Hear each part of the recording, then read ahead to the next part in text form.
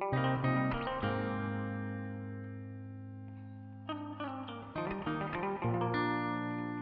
right. You ready? Yeah, sure. Okay. You want to go first, or you want to? Yeah. I'll introduce you, and we'll do some small talk, and then then I'll let you get to the grilling me. Okay. Sure. Okay. Hey everybody! Thank you so much for joining us today. This is Isaiah Diesel at rhepodcast, and Robert. We won't give your last name here because we know about the doxing, but Robert is joining us now for the fourth time, which is quite impressive considering this is my channel and I've only made 3 videos myself. So you've somehow managed to outperform me on this channel, Rob. So thank you so much for joining me today. And how are you doing today? Love you too. Are your wife? Yep. Tell her I said hi. Sorry about that. No, not at all. My daughter makes quite a bit of cameos on these videos. So she's made about 4 or 5, so it's all good. Families first, as always.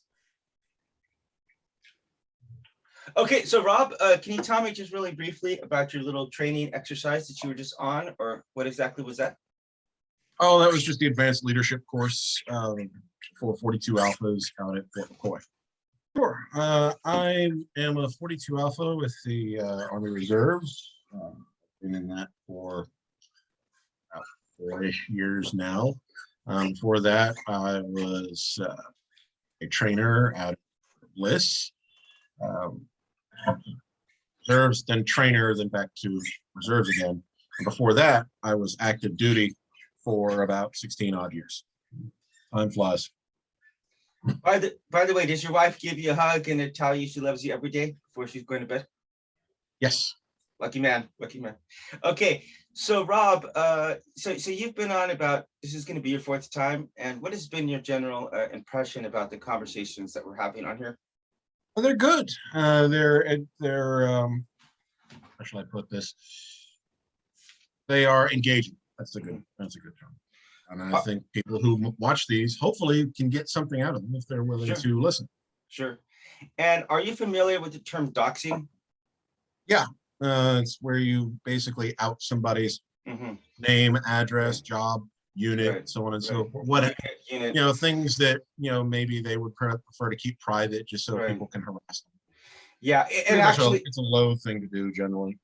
I guess there's reasons why it's justified, but I don't care for it as a practice. Yeah, so this is one reason why we don't use our real names. One, with this. 2, because some people just can't be adults enough to understand people have a difference of opinion. I would say this. I mean, you saw a recent video where I was accused of being hateful or overly ignorant, which I am. I'll admit that I am overly ignorant about a lot of topics, but ignorance is inevitable. Nobody can know everything. Yeah, exactly. I get pretty close, but there's still a lot of ignorance on my part. But I would say my biggest saving grace, that I can say about this podcast and about what I'm doing here, Rob, is that so far 5 atheists have trusted me with their address to send their family Korean gifts. That to me says everything I need to know, because while other Christians or atheists are going back and arguing and doxing each other and attacking each other, the atheists, you're doing something right. I know that really is. And I do want to share something else too, because I did go into another channel, and while I'm there, these Christians were attacking, they were using some profanity and attacking the atheist guy who was there.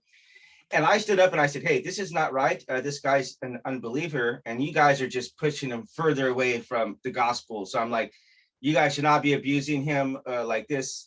And then they started attacking me. Obviously they don't like to be called out for that stuff. And I said, and so I told the guy, you know what, I said, I'm not going to stay around for this, but if you would like to come onto my podcast, I would love to talk to you. And after a couple of interviews, he's actually a co-host now. So I'm very excited. Those 2 things are like the number 1 things I will brag on about this channel, is that, what I just told you. So anyway, that's very neat. So I will say, I mean, since we're going to be discussing Christian ethics today, not every ethical problem that takes place within Christianity is the fault of Christianity, some things are simple human nature and Sure. will be found in any particular group Sure. that has some kind of identity to it. So Sure. when I go over this, I'm going to be as specific as I can. Sure. And I will be, as I speaking about the ignorance, I will be the first to say I cannot answer 100% of the questions that you have, because some of the stuff I read it and I'm like, that seems pretty messed up.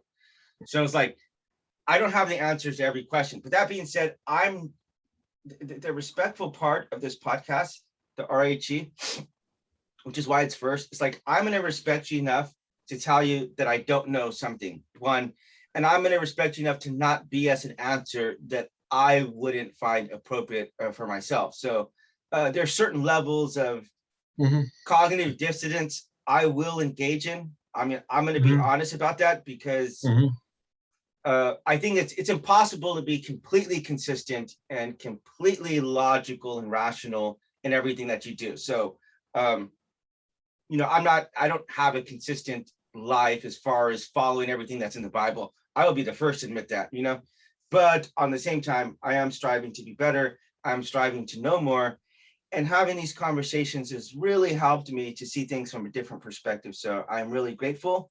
And that being said, I want to hand it over to you, and I'm gonna let you kick off with, you can make any kind of opening statement or whatever you like. Okay, so my fundamental issue with Christian ethics, or Christian morality, if you prefer the term, is that it is not a moral system. It is a system, or it is a set of moral edicts. It's a sort of system of commands. It doesn't allow for growth. It doesn't really allow much for reflection. When you get right down to it, the Christian moral system is very almost, well, actually not almost, it is very childish. Do as I say.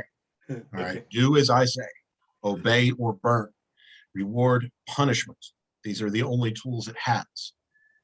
True morality at its highest level is a matter of principle. It's a matter of understanding not just what is good, but why it is good. This is why we don't, if we had a machine right now that did unlimited surgeries of all kinds, we wouldn't call that machine moral, because it doesn't know why it's doing what it's doing. The understanding of the action's ethics is simply absent. And that is the biggest singular flaw that I have seen within Christian ethics. Okay, so hold on. You said that really fast. I want to make sure I got these. So one, he says it's not a matter, it's not a moral system. It's a matter of just like do's and don'ts, right? Yeah, it's just a system of, it's a set of commands. Okay, commands. Is it doesn't allow for reflection? Is that what you said? Right. It does not that it doesn't allow for it. Better, it could be said that it does not encourage it. It doesn't tell you to reflect on why you should do this or that. It doesn't offer any reason. It just tells you to do. And then the third thing you said is that morality is a matter of principle. Is that correct? The highest peak of moral development is, yes, a matter of principle. Okay. You understand why things are ethical, and that's why you do. Okay. So let's start from number one. I'll address these in point. And this is not immediately, like, one thing that we try to do on here is not to just immediately come in to rebut what you're saying. I am going to rebut some of this, but I am going to give you credence to where I see it here. Okay. But let's just start from number one. Okay. So all morality would come down to a system of things you should and you shouldn't do. Okay. So that's true regardless of whatever system. If you want to take a Aristotelian or Plato, thoughts, rationality, we're going to run into those issues no matter which way you go. Okay, you want to get down into Socrates, street epistemology, whatever. We're always going to be evaluating that. So that's not unique, as you said. That's not unique to Christianity. I will say one big thing, probably maybe the thing that you maybe talk about the most, is that it seems like two set in stone, and I'll have to concede that point. In a sense, not, because if you take a look at Christianity from the beginning, there's clearly progress that's going on, right? There's clearly moral progress that's taking place in the Bible. So it might be the case that God gave Israel at the beginning some commandments that like weren't necessarily moral, like, or immoral. Like, for example, like eating pig. It might just be the case that maybe the techniques for eating pig in a safe way, they weren't yet developed at the time. So there might be some things that are coming along. Maybe with slavery as well, that might be one that was designed for a certain time where it might have been more advantageous to have slavery. And then later on, maybe this is something that God, I mean, it's quite clear in the New Testament that it's not a good thing, okay? And that it actually makes it clear too, if you practice slavery, you're not even going to get into heaven. So we'll have to come to that.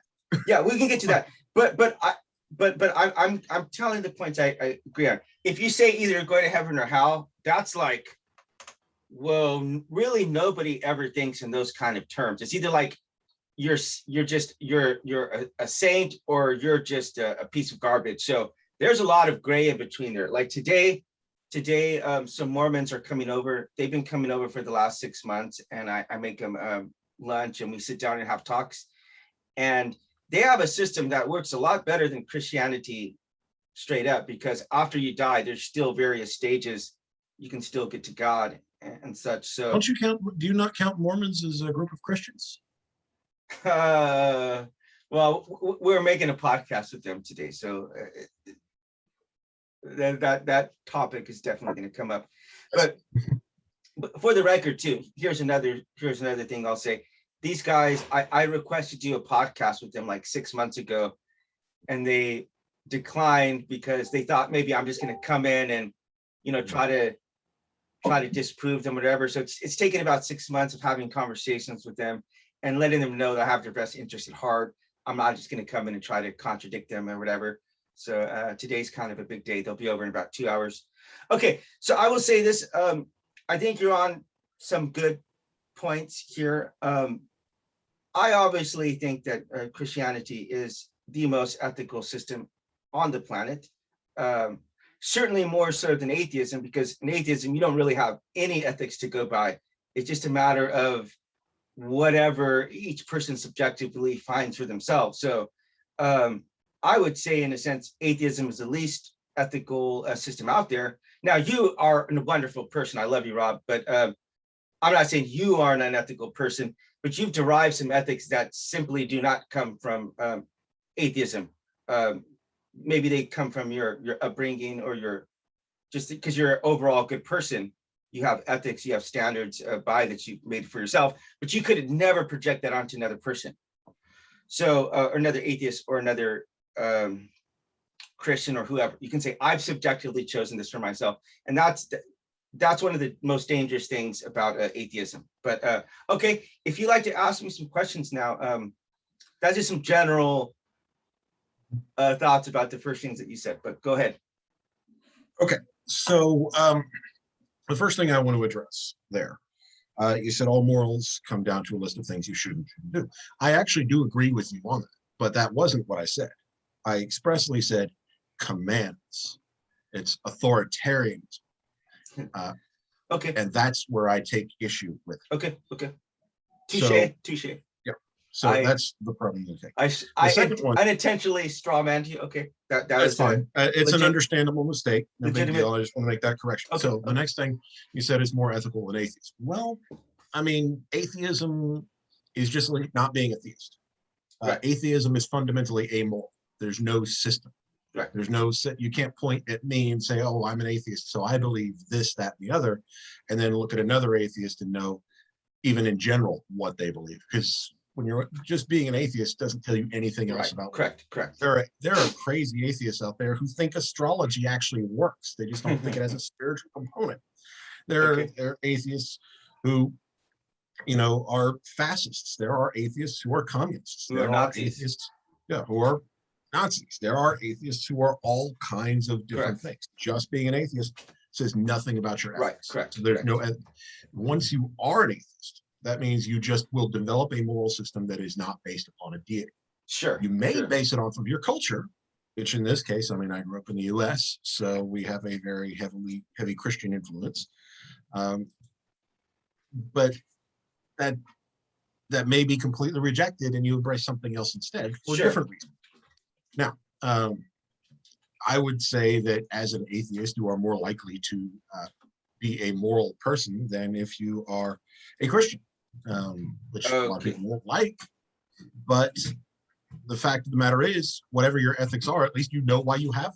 You're not just blindly obeying.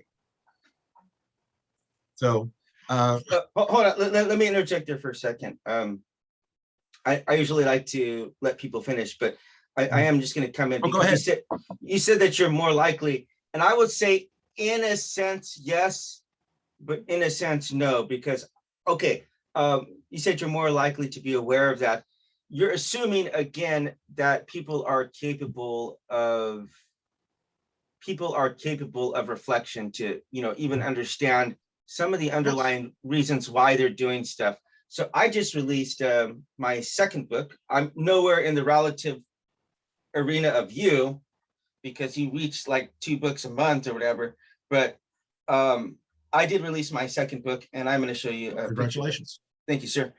But it's called American Abroad, and it is about me coming to terms with my upbringing, being Mexican, only having met one of my grandfathers on one occasion for 1 minute, even though they were both alive well into my 20s.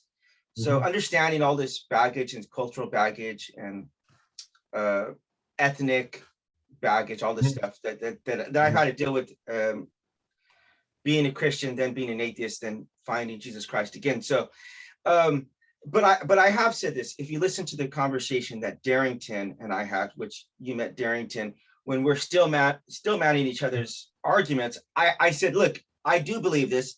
This has generally been my experience, that atheists tend to be more intelligent people. Doesn't mean because you're an atheist, you're an intelligent person, but in order to reject the belief in God, you would have had to have examined your beliefs and had to say, this doesn't make sense. You may have got there by irrational means, but again, you said more likely. So if you're saying you're more likely to be ethical, I don't know how you're saying that. One, I can say in general, you're probably a more intelligent person. Obviously, there's some really idiotic atheists and there's some really smart Christians, present company excluded. But which one? Yeah, you.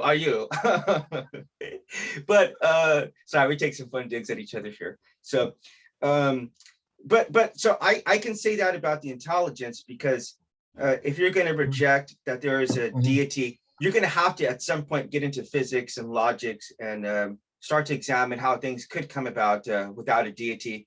So I would say for the most part, this is obviously not the case. That's a pretty wide stroke, but how do you get to say that you're more likely to be ethical as an atheist? Where does that come from? Okay, so imagine for a moment that somebody told you that they were a member of an organization that killed several thousand children over the course of a period of a number of years. That organization also trafficked children for a fascist regime for over 50 years.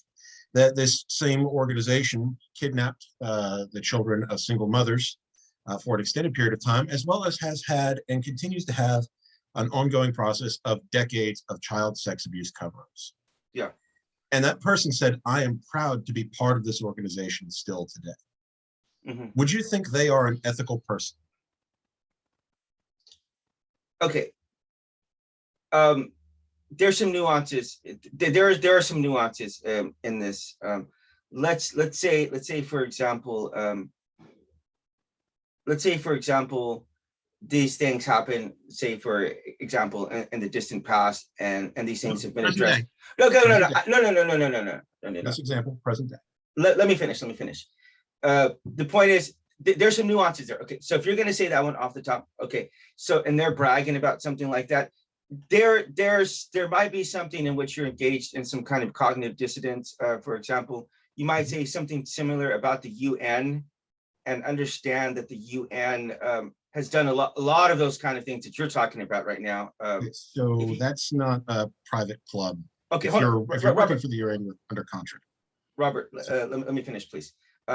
You could point to an organization like the UN and say, the UN clearly has done some really bad stuff. Okay, they've actually literally sat by and watched a genocide go down, and then sat around and argued whether or not this constitutes genocide. If they're trying to kill everybody, for example, in Rwanda, and a lot of the there's been a lot of cases where UN members have committed rape or abuse or X, Y, and Z. But you could agree that the general principle that the UN is trying to do, let's just say that's the organization that you're involved with, you could say, I think this is the best thing for humanity right now, is to have every country coming together, and even when we're agreeing to disagree, that this is going to be the best method to work, at least if we're having conversations. So I don't think you would have to go, I don't think an organization would have to be perfect for you to understand that there is a bigger goal that sometimes the individual humans don't live up to. Okay. All right. So you're not a member of the UN. No I'm individual is a member of the UN. Nations are a member of the UN. You can't just walk away from a nation. Okay. You could, even if you immigrate, most of the world is in the UN in some form or fashion. So that's not a good example. We're talking about an organization that you as an individual have voluntarily joined, support with your money, time, efforts, promote it, sustain it. You are involved.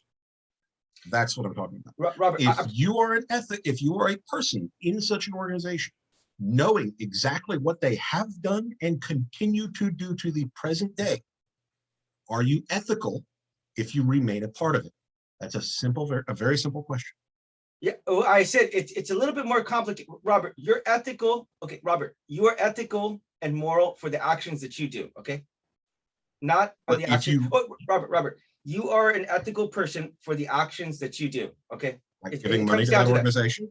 It comes down to that. Okay, so if you're an advocate, if you're silent, if you say absolutely nothing, then I would say I agree with you.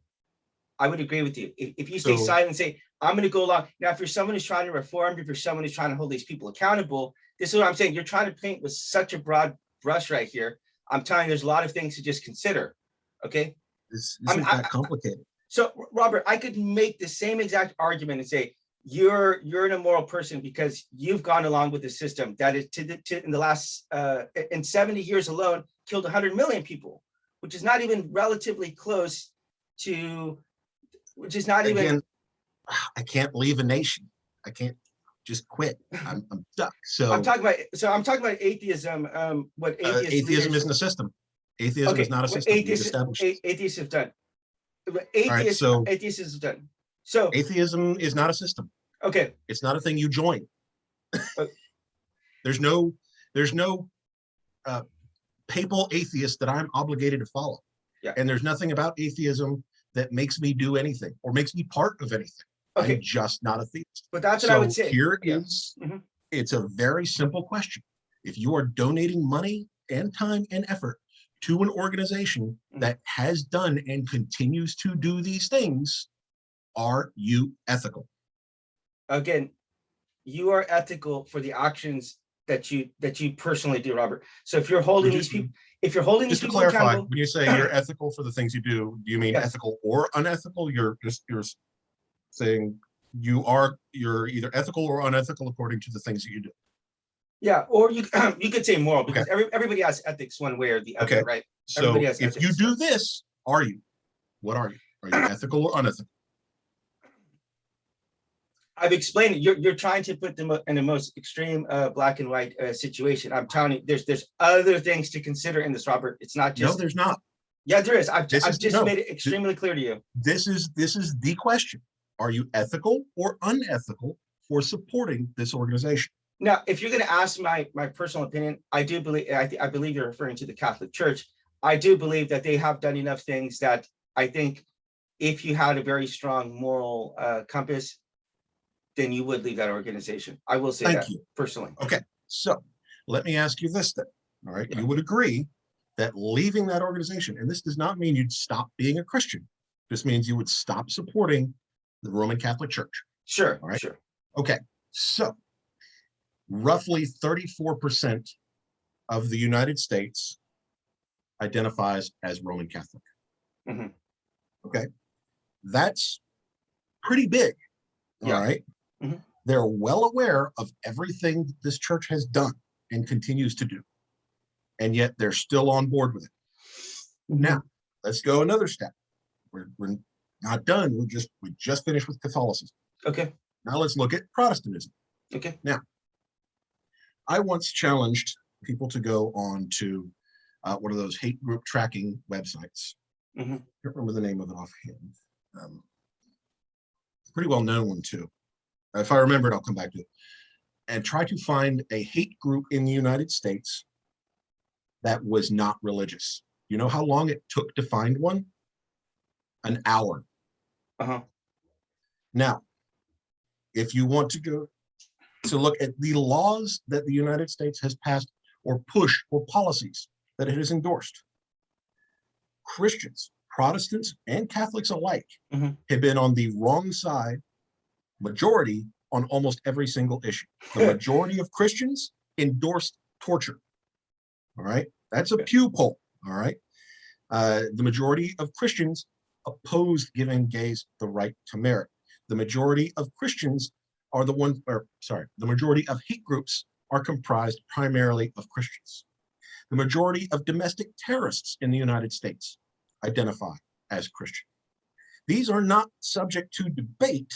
These are objective, measurable facts from the FBI, and various other watch groups from at the federal level. Now, whether they are actually true Christians is subject to some debate, but Christian ethics has not done a good job of addressing these things.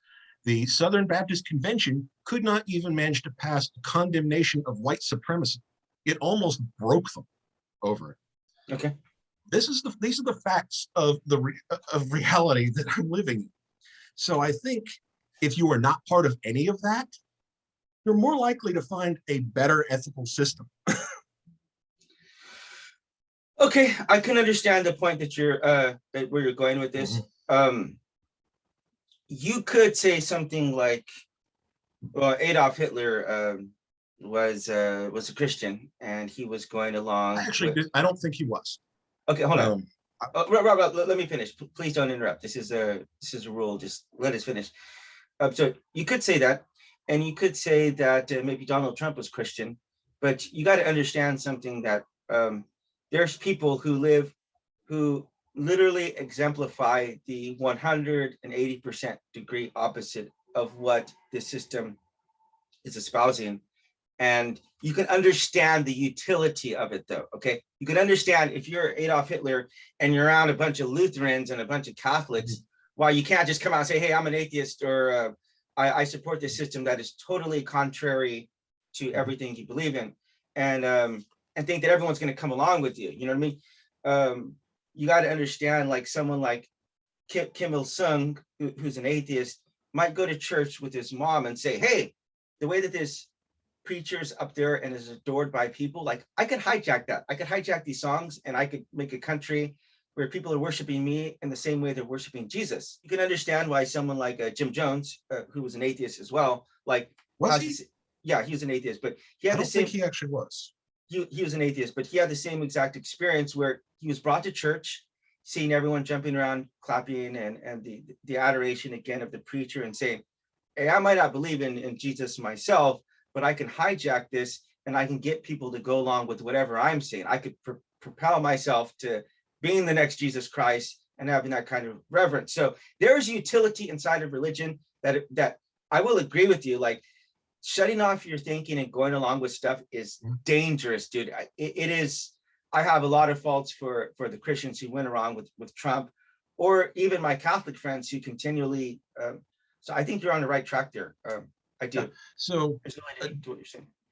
You did come up, all right. I think the Hitler thing does come up a lot. So if we could, I don't want to detract from that or trivialize the subject, but one of the most common things that Christians will say is, well, Hitler was an atheist. I don't think he was an atheist, but I doubt he was a Christian, at least in the tradition sense of the word.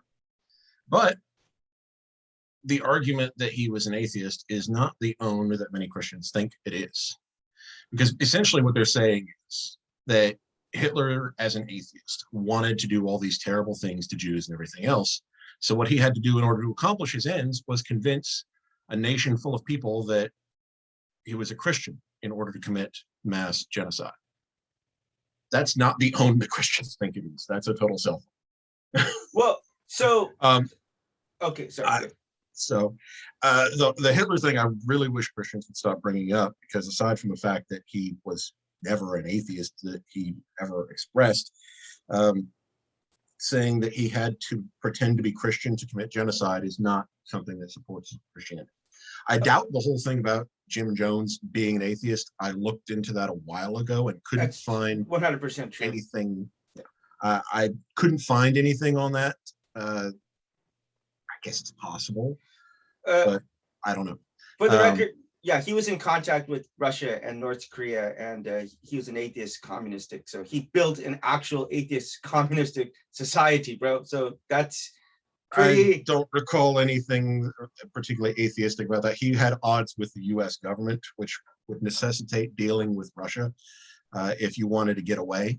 That was, his whole thing. I don't necessarily think that was atheistic. Now, that being said, yeah, when you come right down to it, Christianity is one of those moral systems, or lack thereof, that encourages people to turn off their brains. Yeah.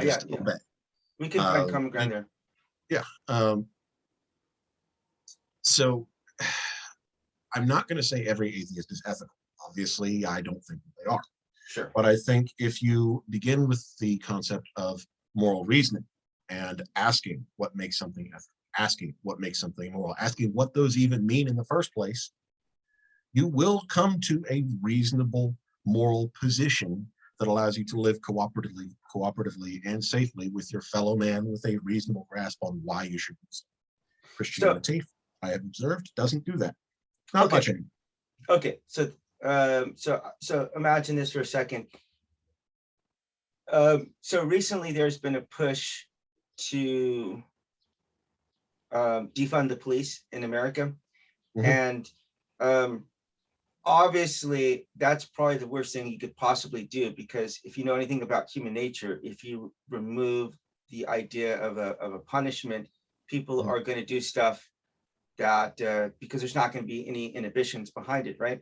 So if you as an atheist reject the idea that you could have a soul, or that you are going to have an accountability in the afterlife, I don't see how you're going to say, well, most people, and I'm not saying you're a bad person, but I don't see how you would think that most people would naturally make them become more ethical if they have that as a belief system.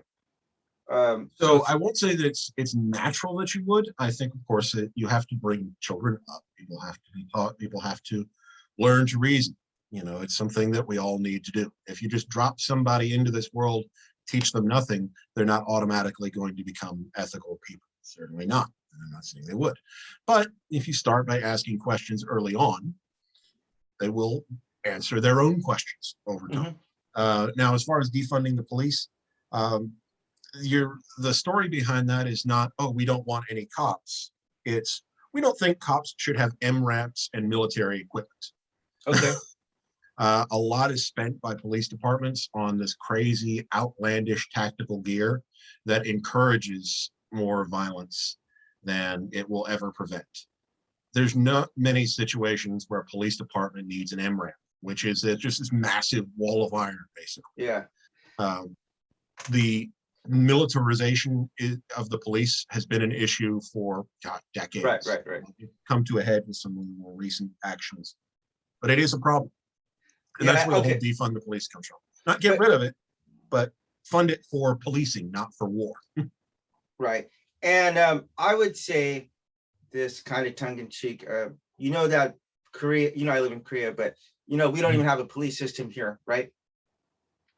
What we have is we have a bunch of mall cops who walk around here just making sure people don't jaywalk and stuff. So the kind of issues that we have here, we have like this kind of joke where I'm from, at least there's meth everywhere. And we say that where I'm from, man, police raid meth centers, meth distribution, or meth manufacturing facilities, and wherever it might be, in someone's house or in like in a garage, or and I think in Breaking Bad they did it in like a trailer, but here they're like, they raid like illegal hogwans who don't have like the proper credentials to educate like the kids and stuff. So quite a bit different things that are going on. Yeah, a lot of crazy, a lot of differences there. Yeah. So really ways we could stand to improve. So okay, so let's bring this back here. If you're okay, so if the way that you account for life and the way that you account for, I don't want to focus on this. Would be the last thing I want to say about atheistic morality or lack thereof. I want to let you get back to grilling Christianity, but if the way that you account for reality is that it essentially just came into existence, I guess, by itself, and it's at some point gonna cease to exist in some kind of heat death, the universe or whatever. If that's what you believe, and you believe that we got here by dominating every other species, and in fact even killing, Neanderthals and other various humanoid groups who were alive around at the time. But if that's how you think that we believe here, then it seems, if we got here by this, I could understand the logic, the line of reasoning by someone like a Kim Il-sung, who says, I'm more evolved, I'm higher up on the evolutionary scale, and I could use a human. And this is one of the things that put a crack in the ceiling of me being an atheist, because when I went to North Korea and I saw this inside of my atheism, I tried to find a logical basis to condemn what I saw in North Korea inside of my atheism. And I came to the conclusion, this is in the book as well, I'll send you, that I didn't have any kind of objective standard for that. I could say subjectively, I think that it's wrong, but I felt a freaking evil presence in North Korea, and I knew it was wrong objectively, but I didn't know how to find that. I'm not saying you don't or other people don't. It's like, I couldn't live with the ethics in which I had adopted at the time. But so that being said, I do believe it can give rise to, for example, fascism is based in an atheistic, it is based in survival of the fittest. This kind of reasoning, as far as the Ubermen, the Uber people of Hitler, you can say that he wasn't an atheist, but you can understand that the idea of ethnic superiority arising from evolution, survival of the fittest, that is based inside of atheism. So you can understand how, if you lack any kind of framework, why people will take it to some extremes like that. So, but okay. I do. Go ahead. You want to say something? Oh no, go ahead. By all means. Well, I was going to say, I would like to let you get back, because I don't want to grill you on atheistic morality. So I would like to let you get back to getting talk about Christian morality. Okay, we'll probably talk on that topic for the next couple of hours. All right. Well, I think it's worth addressing. So, okay. My ethics has nothing to do with how I got here. Absolutely nothing. It's completely and totally irrelevant. I could have been poofed into existence 5 minutes ago, or created by a divine being, 6,000 years ago on a young earth, or evolved over millions of years. None of that has anything to do with ethics. Now, here's the thing. Sorry. Here's the thing. What you're essentially saying is you didn't like an aspect of reality, and so you chose something that you liked better. You talk about, oh, I didn't like that this aspect of atheism meant something else. To me, that changes nothing. If I don't like some aspect of reality, it's not less real because I don't like it. Sure. The implications of there not being a God does nothing to change the odds of there being a God. Sure. Doesn't exist regardless. I that's agree with totally that. irrelevant. All right. So that being said, survival of the fittest is one of the most misquoted and misrepresented statements in the entire world. It does not mean, oh, you're the most violent. Survival of the fittest is best represented by the phrase survival of the most adaptable. All right. And usually survival of the fittest means it is the best cooperators, the ones who actually have a system of social ethics of some sort, even in, among other animals such as wolves. You see that they do better than those who just have to strike out on their own. Nature is kind of brutal that way, but we are always better off when we work together. And that is the foundational system, when you get right down to it, for most of my ethical standards, is that we have to share space with one another. That is an objective fact. We need each other. That is an objective fact. I can't do everything for myself. There's a lot of things that I am not skilled enough or smart enough or trained enough to do, and they all still need to get done. I have to exist within a human society. So how do I live within that society? Right? It's a very, very simple process of evaluation of help versus harm. It isn't hard. I don't need a God to do it. I'm actually going to do a better job of it than somebody who just does whatever they're told. It really isn't as hard as a lot of religious people like to make it. Why would I ever take my natural conscience, my sense of morals, and then hand that power over to anyone else? Why wouldn't I take moral responsibility for working out right and wrong for myself? How could I even trust that I had picked the right one if I don't trust myself enough to make a judgment? That wasn't rhetorical. I'm writing this down. Okay.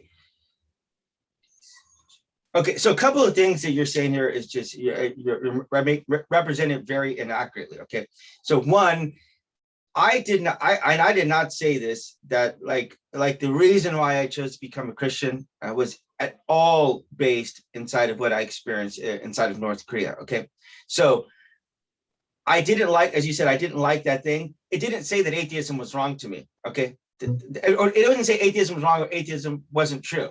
Okay. For me, I did not become a Christian. I did not become a theist till many years after that fact. That was just something that made me examine when I looked at the end game of what I was believing.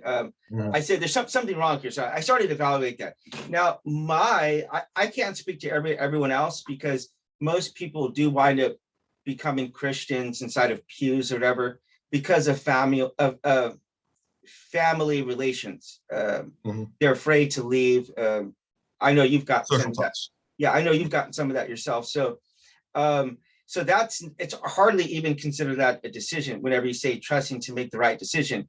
If this is something that you're raised with, then you're not even really making a decision one way or the other, you know? And I will say this myself, I had an experience with Jesus Christ, and that is the ultimate proof that that Christianity is true, because I've experienced it myself. So it doesn't have to do with whether or not I went out. I mean, I can show you all my body. I mean, I've looked into all the world religions, have them all tattooed all over me. So I've been into probably a dozen or so mosques, went into Palestine, stayed at a mosque for like a week, went into a Buddhist temple. I mean, I looked into a lot of different, saw how they lived at a Buddhist temple. So I think that you're on the right direction, but as far as challenging maybe how you're getting to these conclusions, but you do not know the reason why someone would get to the conclusion of being a Christian or whatever religion, just say whatever religion, you do not know how they get there, okay? So whenever you say that you're trusting to make the right decision, I will tell you this, most of the decisions I've made in my life, a lot of them, you're always making the decisions that you're making with the best information that you have at that moment, right? You can't have knowledge that you haven't yet gotten yet, right? You can't have knowledge from the future that you're somehow using now. So you're going by the best decision that you have right now. Now, it might turn out the case after the fact that you learn information that just wasn't, you might believe, for instance, a certain person is a good person. And I talk about this as far as the RHE, about like, if you were watching a movie, when you watch movies, let's just say, for example, one of the most frustrating things about a movie is whenever you see a character operating with very limited knowledge. let's just say, for example, they might have left their keys back at Mhm. their home, and you see Mhm. them literally leaving the key. I mean, I was just watching The Mask last night with my family, but there's a scene in which Jim Carrey's trying to get rid of the mask and he throws it, and it Oh, yeah. literally boomerangs and it comes back in his room. But he doesn't even realize it at the time. He doesn't Mhm. realize that you know what I mean? So as Mhm. he's leaving, it's there. So he finds it later on. So there's so many things that are going on. Maybe someone's cheating on another person, or Mhm. you see that one person is really like a double backstabbing person. And you're there with the knowledge, knowing that this person is screwing the protagonist. And you're like, oh, don't trust that person. I mean, I remember I used to watch Nip Tuck, which, God, that is like a soap opera specifically designed for guys. But I would get me and my friend, my best friend Korea would come over and we'd watch it. We'd be talking to the characters like, come on, man, what are you doing with that person, man? What are you doing? What are you thinking, bro? Come on. Mhm. So Yeah. we'd be having conversations with the characters. But I think if we were watching a movie about ourselves, Robert, that's exactly what you'd be experiencing. People would be, if someone were objectively looking at your life, they'd be like, dude, what the hell are you thinking behaving like that? Because you don't have you know what I'm saying? So you're saying like you trust yourself. And I'm saying we have intuitions that fail us very frequently. So to me, that's not really, Okay. That's kind of a moot point in my opinion, honestly. Okay, so that's interesting. You kind of made I don't know if you realized it, but you were kind of making a pretty good argument for secular ethics, whether you realized it or not. And I will explain why. Ouch. Okay. All right. So first, you pointed out that you can only act on the information you have. Sure. And act on information you don't have. All right. So yeah, you listen to the wrong person. You give them all the power over your ethics and your beliefs and everything else, or give it to a book for whatever reason. There's a lot more you can't know about that you can know about yourself. All right. And the advantage of secular ethics is that we can, as you point out, correct ourselves. You didn't mention secular ethics, but that's one of the things that we can do. Okay, I made this decision. It was a bad decision. It had some bad consequences. I shouldn't do that again. Okay. I should change direction. But the Bible is still reading exactly what it is. It's still right there. It still says what it says. And is it okay for me to change the Bible? Probably not, right? I mean, most people would say I shouldn't do that. I mean, whether it has happened before is another thing, but we would all generally agree that Christians would not appreciate people just updating the Bible or changing it because some of the things in there turned out to be bad ideas. All right. And when it comes to organizations, well, if I'm part of an atheist organization and that organization does some evil stuff, I can just walk away from that organization. I have no obligation to defend it. I have no fear of any consequences in the present or in the afterlife that something bad will happen to me. There's no threats that they can make to me. I can just walk away from it and flip them the bird and down talk them at every turn. But what do we have that happening with large religious organizations? And I think the answer is no, we don't. Okay, so that's okay. I would say this, and that's maybe an advantage, at least a short-term advantage that atheists might have. I would say it's a long-term advantage. Well, but obviously, if Christianity is true, then it's not a long-term advantage. So okay, yes, you're speaking from like personal long-term. I'm thinking like social. Yeah. If Christianity were true, it depends on what brand of Christianity, because there are Christians who think atheists can still go to heaven. So it depends on what can still go to hell. Is that what you said? Go to heaven. Like you can still be an atheist and go to heaven. Well, there are Christians who believe that. There's many who don't, but I mean, it depends on who's right. If one right. So part of it. Okay. So part of this, I will say, it is a bit of a straw man. Okay, that you're actually doing, and I don't think you're intentionally doing this, because whenever you present like this extreme, like an extreme situation where you're saying like, okay, it just says this, and there's no like adjusting and there's no moving around. Well, clearly, from going to the Old Testament to the New Testament, there are some very big changes that are going on. Okay, so it's not as though it's just one thing. Like there's these three things here, and these things have never gotten changed, and they're never gonna change. Okay, so already just with the coming of Jesus, you see some clear progression that's taking place. So I believe in the same kind of thing.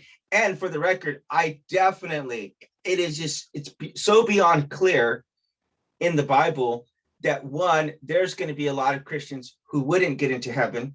And then two, there would be a lot of unbelievers who wouldn't get into heaven. Okay. And I'll tell you the reason why, because Jesus gives a very good analogy. He says, like, imagine that there's two brothers and the father tells them both to go do something.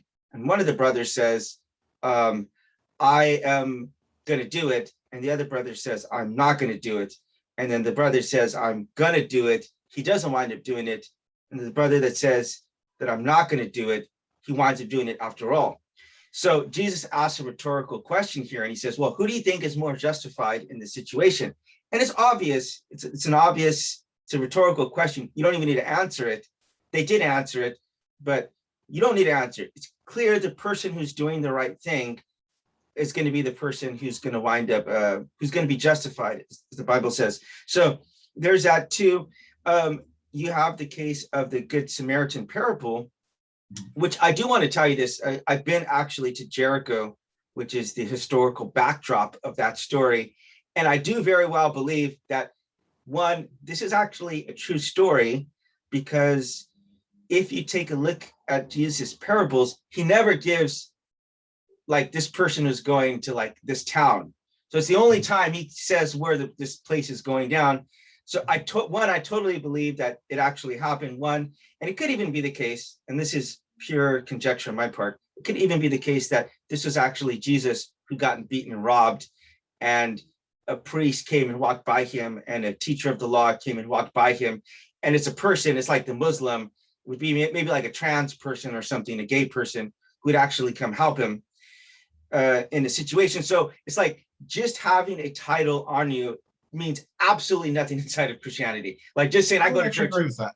Yeah. So even within the context of Christianity, it acknowledges that there are those who are not, true believers or aren't following its dictates. Of course, that being said, well, it's kind of hard.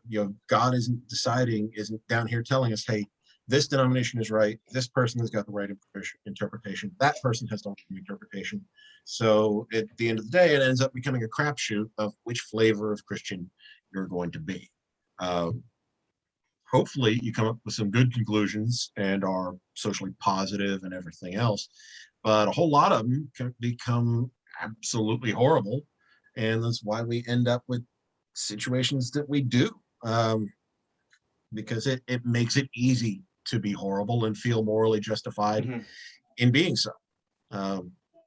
Now, there are certain more controversial things regarding it, but when you get right down to it, the Christian moral framework, or lack thereof, going right back to the beginning, it's a series of commandments and orders with no reason, and you're just supposed to do or not do, as the case may be. And the justification always comes down to some form of obey or burn. This is not a system that lends itself to greater moral thought, which is not to say no Christian ever rises on that pyramid, but it certainly doesn't do anything to encourage it. And let me give you a good example. Suppose that you and I were trapped on a desert island. We've never met before, all right? Well, not a desert, but a deserted island, excuse me. All right, we've never met before. And maybe I've never even heard of God or Christianity, but we have to work together to survive, all right? If you wanted to make an argument as to why I should follow Christian ethics, could you do so without referencing the Bible itself? Absolutely. If I could take some very core elements of Christianity, let's just say I would take 5. I'm sorry, I said that wrong. Could you do so using the Bible itself? But I don't believe in the context of me not believing in God. What reasons would you pluck from the Bible to persuade me to behave? Yeah, well, the foundation of empathy would be to see another person literally as another you. So if you just take a step back and just, let's say I could take your body, let's say I could disembody you and put you into another person, and you could look at yourself from a third person perspective, okay? And what would be the literal way you would treat you from a third party perspective? And so the problem is that a lot of people, they have a hard time getting outside of those proverbial shoes, okay? They see me as like, it's like a kind of solipsism where other people are objects inside of how can I use this person, maybe like a hammer or X, Y, and Z. So what I would say is that the Bible says, let's just forget 99.9% of the Bible. The Bible just says, love your neighbor is the same way as you'd love yourself. Literally, Jesus says, they said, hey, what's the most important commandment? And Jesus says, you don't freaking need any commandments. You don't need any other commandment. That's the only one that you need. So if you even just start there, okay, you start there, I would say first and foremost, that would be one. Now, I will tell you this. I am someone who unfortunately in another lifetime slept with hundreds of women, man, prostitutes, I mean, men, just you name it, man. I was just very unethical. And I didn't understand at the time, but I was doing a lot of psychological damage to myself, the way that I was objectifying women and just seeing them as a purely a pleasure source. Okay. And I said, I didn't understand that till much later on. And especially now as a father and as a husband, I have very different understanding of, of what I was doing. But I will say this, being promiscuous is a lot funner. It's a lot funner than just having to come home to the same woman every night, right? You understand why a lot of men have a difficulty being monogamous. So depends on the woman. Okay, touche. Well, I think just in general, I don't know, you can maybe chalk this up to evolution, but I would go right to evolution to describe this one, why men want to do that. Well, sure. But, so would I. There's certainly a biological evolutionary component for it. Yeah. Men lose nothing, women take a lot of risks. So yeah, I won't pretend to be a subject matter expert on that particular aspect, but yeah, I have no doubt that these are simply natural reproductive strategies. But spreading out your genes to a wider population is the point. But yeah, you're right about that. But also just in establishing pecking order as far as being the most dominant, being an alpha male it just makes sense. But anyway, the point being is that so that would be you were talking about trusting your instinct. Well, I'm telling you, 10 years ago, that was my instinct, and it made a lot of sense. Hold on, Rob.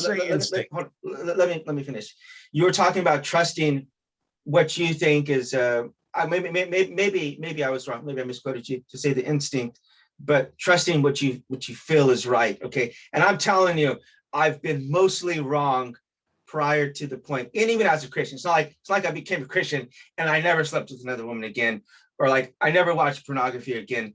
I'm telling you, I've stopped behaving that like on a regular basis, but it's not as though that those kind of things never happen again. But to understand, this may feel right in the moment, it may feel amazing in the moment, but that doesn't mean that that's something that's going to benefit you, because the karma that's coming back to you as far as losing respect for yourself and women, and even not even being able to be as content inside of a marriage later on after you've had all those experiences, that's something I've had to suffer with. But okay, I'll let you. Okay. So there's a lot to unpack there, but to start with, I wasn't going with just instincts and feelings. In fact, I don't think I said either one. You're talking about trusting yourself. Yeah, trust yourself, trust your reason. All right. Your capacity to think about what is ethical and make these decisions, having reflected on why you should or should not do the things that you are thinking of. because we all have thoughts, sometimes harmful, sometimes not, but they're just thoughts. Just by themselves, they have no moral component. It's only how we actually act that matters. Mhm. Your thoughts do not rule you. Yeah, at least if you're not crazy. Um, but I mean, I had those kinds of experiences. Lots of women over the Mhm. years. You know, yes, my share of prostitutes and whatnot, Mhm. and it didn't do me any harm. I've been married for over 20 years now. I certainly haven't gotten tired of my wife. I love her very much. I'm Mhm. not going anywhere. Neither is she. We've had, our ups and downs like any marriage, but the Sure. idea Sure. that, Mhm. you can do these things and you will suffer some kind of harm for it. No, I don't think so. Now, I won't say it's impossible, but there's nothing about those because they were consensual encounters between consenting adults Uh-huh. that led me to respect women any less. We had fun. We enjoyed each other's company. Some of whom I've stayed in touch with, and Mhm. others, drift apart. But Mhm. it doesn't have to have that, oh, you're doing some terrible harm to yourself. Of course you're not. Harm is much more specific than that. Now, if you feel bad and whatnot, that may be an issue of yourself, but it doesn't necessarily mean anything unethical has transpired. It means at most, on the surface, that you have endowed it with an ethical component that has created some guilt in it. But if you haven't actually, uh, who was it? I want to say it was Adams. He said, neither picked their pocket nor broken their leg. Mhm. If they haven't suffered any harm, then how did you inflict any harm?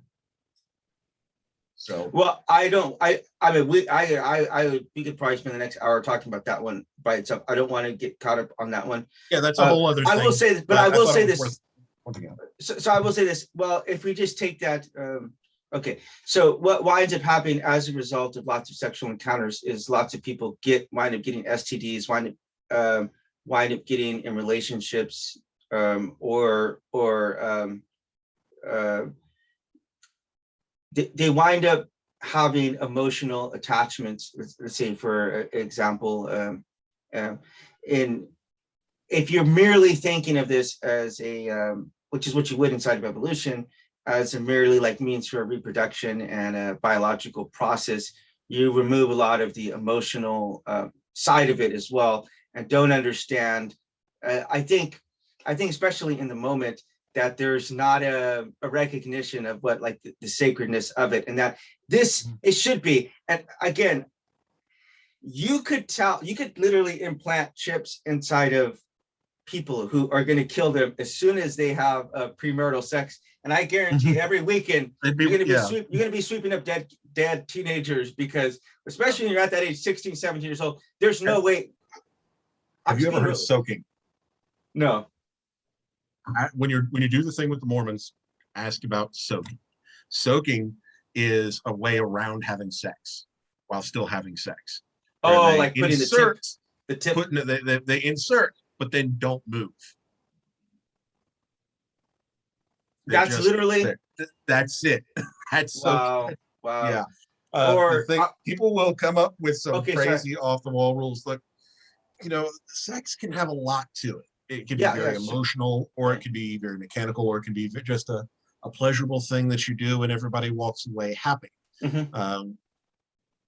Really that comes down to who are you and who are you engaging with? Are you with somebody who is going to form deep emotional bonds over what you think is a good time? This is why communication is important. This is why we should be more open, not less. And this is another area where I think Christianity has a shockingly bad record of failure, is that it shunts all this away into some secret little corner that nobody's really supposed to talk about or properly understand. Mm-hmm.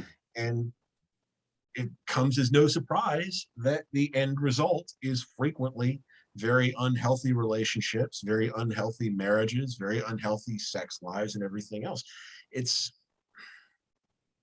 Did it have to be that way? I don't know. I don't necessarily think that it did have to turn out that way, but I think it lends itself very easily to a sense of unhealthy views on sex and sexuality. It's not to say there can't be a deep emotional component. There certainly can be, and that shouldn't be necessarily discouraged. But well, a better, more open view of things is, I think, far healthier. Okay, well, I think we'll definitely have to agree to disagree on that point. But I will say this, that looking back objectively, had I not gone down the route that I did, in fact, my infidelity literally almost killed my daughter. Okay, like literally, you could draw a direct correlation between me cheating on my wife to me having to go back to America to get remarried and divorced while my wife is pregnant, and her having to have a surgery as a result of that. You could literally draw a direct line between a causation of those chain of events. So when I look back at myself, did that feel really good at the time? I would be a damn liar to say that I didn't have a good time or a really good time. But if I am being objective about this, about my behavior, about the lack of respect that I have had for women, I have seen them clearly as nothing other than just sex objects and stringing them along. I understand what you're actually saying as far as the repression that winds up happening inside, and you wind up seeing these family value guys actually be closeted homosexuals, or people like was it Jimmy Swaggart being caught in these like these these sex. I mean, are you familiar with purity culture? Yes. That's probably that's such a damaging thing that the very guy who got it going rejected it. It's beyond bizarre. Little girls pledging their virginity to be their father's property until given away till marriage. You want to talk about treating women as just objects? Take a good look at Christianity. Well, that's got the worst record of it than that. In fact, it's so bad that when you get right down to it, a woman being divorcing is seen as someone who is damaged because they are no longer pure. Now, if that's not damaging, if that's not objectifying women, I don't know what it looks like. Wait, a woman getting divorced, that's what you're talking about. Okay, well, okay, so a couple of things here. I would say this, that the reason why people get divorced is because they're actually not following the Christian ethics, okay? Because you're given a couple of things to follow, and if you actually follow these things, you are going to live a healthier and a whole life and have a better marriage. Okay, for example, one of the things is it's incumbent upon the man to treat the woman with respect and to understand she is a weaker person. Okay, physically. Okay, understanding. Now you may, I don't know, the atheistic liberal ethics as far as sexuality. I mean, if you think that is a better model, we are going to have to shake hands and agree to disagree on that point, because the way in which, in fact, and you already know this, right now because of the little experience that we had on that video, is that if you express that, this has nothing to do with hatred, that I believe if you're telling people to mutilate their bodies, that it's okay to mutilate your bodies and to eliminate your ability to reproduce or to lactate or to even have orgasms. Yeah, like go along with that. As far as the trans issue, if you're telling people that and you're saying, I'm supporting you because I'm going to go along with this self-destruction and self-mutilation, if you even make that kind of opinion known, has nothing to do with hatred, has to do with actual concern for these people, but you're deemed as a homophobe or a transphobe or as hateful or anything like that, which was as you saw. But anyway, in the proper realm, though, inside the proper line of the order is God. The man puts God above him. The woman puts man above her. And man, it says it. I mean, I could quote it to you right now, but yeah, it says, hold on. It says, though, that if you do not take care of your wife, if you do not understand that she is your partner, she is your equal, then it says God's not even going to listen to your prayers. So you could give me any divorce and I would just examine it on those points right there alone. And I guarantee I would bet I'd bet a limb, brother, that I'm going to find where they have violated this realm. Because if you keep that, you serve each other, you're going to have happiness, you're going to have contentment inside of a marriage, and you're not going to get a divorce. Right. Okay, so people get divorced for a lot of reasons. Uh-huh. And like if like I like to write, I like some video Hmm. games, Hmm. I like to read. My wife and I have a lot in common. All right, She likes to play so games. sorry, She likes to play games. a little bit. She doesn't like the same ones, but we can talk about the games that we like and whatnot. We have a lot of common ground. There's no set of rules that's going to make a happy marriage out of incompatible people. At best, they will put up with each other if they're Sure. unable to separate. And people can grow apart. A man may get less ambitious or get more ambitious, or a woman may at some point change and be a different person than she was 10 years earlier. People will grow apart, and that's not a bad thing. There's no reason they should have to stifle themselves, stifle their growth, stifle their ambitions or their hopes, or hold to the same dreams at 40 that they had at 20. Hmm. All right. There's no good reason for that to be. All right. Certainly not just, oh, well, because they got married. Okay. So what? If suddenly he decides he wants to be, he wants to go from being a high powered executive to being a garbage man because he suddenly is tired of all the stress, Right. that's his right. Right. Why should he continue to do what makes him miserable? Hmm. But then he's married. Well, should she demand that, or should she have the expectation that his happiness must be forever stifled to provide her with the life that he was originally intending to? Couldn't she and he part ways amicably within good reason and pursue their own happiness? Why on earth must we bind people together in the idea that they will stay the exact same person or stay compatible people for 80 years? It's one thing when the average lifespan was like 35. Yeah, right.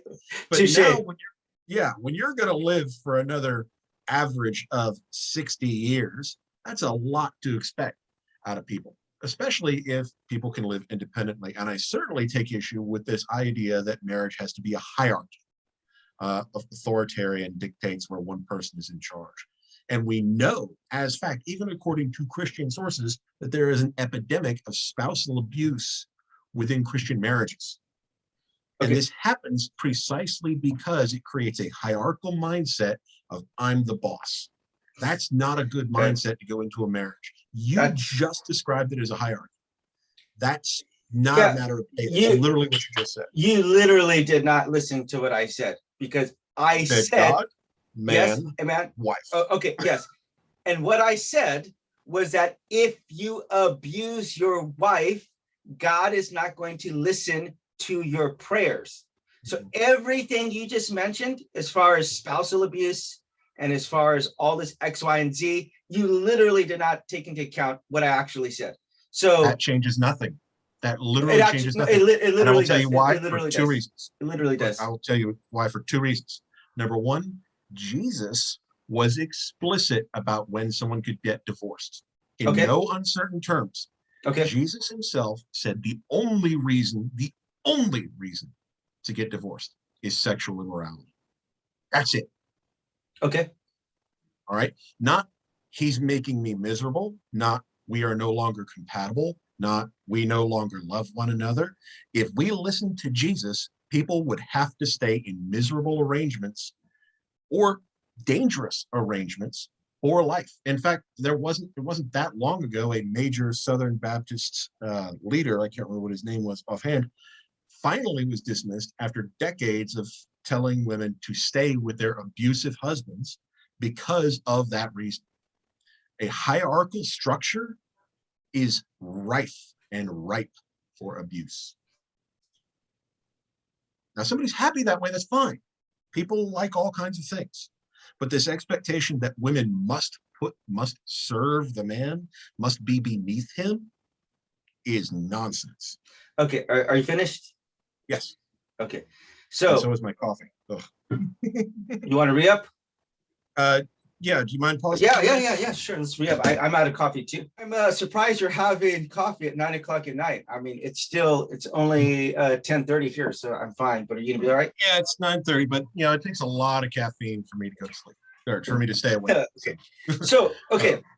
So I will grant one thing that you're saying. This is probably maybe the only valid thing that you have to say specifically regarding that, because there's a potential to be abused or to take something and to like run with that without taking into consideration the whole context. Okay, because the whole context is that you just understand something, that men are stronger than women. Okay. So when you understand that, it's not a matter to debase the women. It's a matter of recognizing that that a man, like to try to say that men and women are equal is just total nonsense. Okay. We should treat each other equally. That is true. But to say that we are capable of doing the same exact thing is total nonsense. You know, if I had to rear my baby the way that I saw my wife do it, this is like Korean Asian culture, is that they spend the first year of the child's life, and I mean like by the child's side. Okay.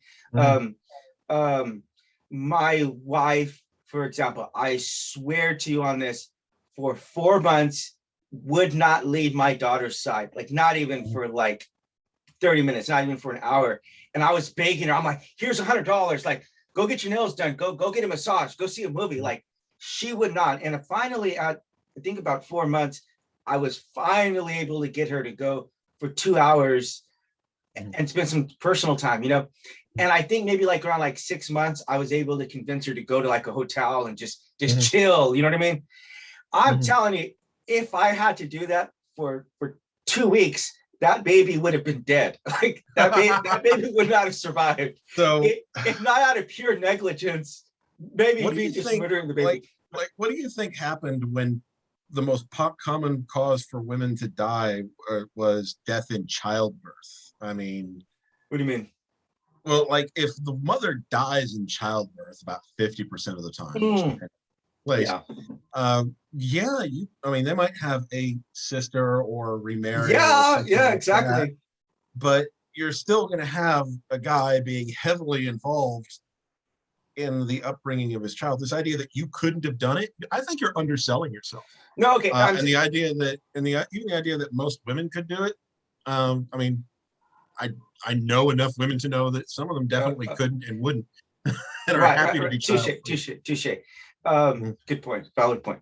The point is that there is a maternal instinct. In fact, there has to do with secretion of hormones that the woman actually does, that I don't think guys would actually have that. And I'm not saying I wouldn't have taken care of my baby. The point is that if you put me next to that baby for 4 straight months, if that baby was still alive, I would have gone mentally insane, because that maternal instinct, I couldn't have done that. And I'm telling you, as much as I love my daughter to death, and I would have taken care of my daughter had my wife died, I'm telling you, I would need another person there.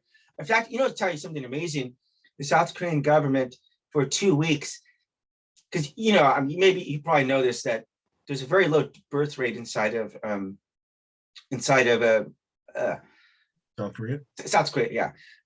Sorry, brain fart. But there's a very low birth rate. So the government really wants to endorse people having children, right? So some places will give you like $1,000, and then they'll give you like $250 a month. So like you literally, like, you know, that's pretty much the expenses of a child right there. So like you have like no expenses, because that's how desperate they are to have children. And so one of the things that they do, which is totally amazing, is they send like maybe a lady in her 60s, and she just comes there and she teaches you how to like properly bathe the baby, how to make like a formula, etc. Yeah, it's a skill. Yeah, it's an amazing. There's a lot of things I hate about South Korea, but that's one thing I definitely love. But I, you know, getting back to this point, the point I will grant you is saying that if you're not taking the whole thing in context, you're right. There could be some abuse in that. To me, I don't see anything about this as me being over my wife. It's like, if you understand this role, that yes, she's under me, but I have zero right to abuse her. Zero. If I abuse her, I'm actually violating the Bible. So there's no abuse. It's just understanding. A guy comes into my house trying to rape my wife, she's not going to be able to defend herself. Okay. I'm going to have to be the one who's defending her. Okay. Okay. So that's true in a sense. That being said, when you get right down to it, the system is widely abused and sets itself up in such a way as to encourage abuse. It may offer some lip service to, oh, you shouldn't do this, but it expressly prohibits divorce in all cases except sexual immorality. So even if it's violating that rule and saying, oh, you shouldn't be doing this, according to this system, she still can't get divorced. And even if she does, it's literally verbatim. It's word for word. The only reason to get divorced is sexual immorality, and anything else is adultery. Oh, okay, so that's true. So first of all, you can get a divorce anytime that you want. So you're that's again, you're just going against it. Okay, so you, brother, you have to take this whole thing into context. Okay, so first, yes, you're absolutely right. You're absolutely right of the fact that at the beginning, like, people weren't supposed to get divorced. Okay, to the point, literally to the point where, like, the guys at the beginning were just having like 10 wives. You know what I mean? The guys at the beginning, it wasn't even forbidden to have like, in fact, I'm not even sure polygamy in general is actually outlawed, but that was something that was outlawed. What? So you said you weren't sure if polygamy was outlawed. Like you're talking like ancient Near East? No, I'm not even sure. Inside of the Bible, in the New Testament, I don't see anything that says it's never expressly prohibited. Yeah. So I'm telling you, what Jesus actually says though is that, like, look, yes, it should be the case. It absolutely should be the case that people aren't getting divorced. But what he says in there is that it used to be the case that you could get a divorce just for whatever. You could just say like, we're talking about being like right inside of the Bible, right? Right. So you could get you're trying to make it sound like you can't get a divorce. You can get yes, you can. Yes, you can. No. Yes, you can. You just cannot get remarried. That's maybe that's the caveat you would maybe have a beef with. You can get divorced. You just cannot get remarried. That unless of course, as you said, your husband, cheats on you. So you are allowed. Sexual immorality is a very broad term. So that could mean cheating. That could mean all kinds of different things. That's a whole other can of worms, for lack of a or that's a whole other box of condoms. Well, examining this, I understand that, okay, especially if you have kids, and if you want to say that it is actually a good thing if you are there with your spouse and you're breaking up a family and dividing kids between their family, and I can understand you could do that amicably, okay? You can do that. A lot of people cannot understand that they need to love their children more than they hate their ex-spouses, right? They cannot be adults about that. My cousin, in fact, went on. People shouldn't have kids. Exactly. Well, as it is, as you're totally right. Which is why, like, I'm actually pro-choice, because I'm like, if you actually want to kill your baby right now, chances are you should not be raising a kid, at least right now. Maybe 5 years, maybe 10 years from now, maybe you might be able to, but you definitely should not be doing it right now. Okay, so.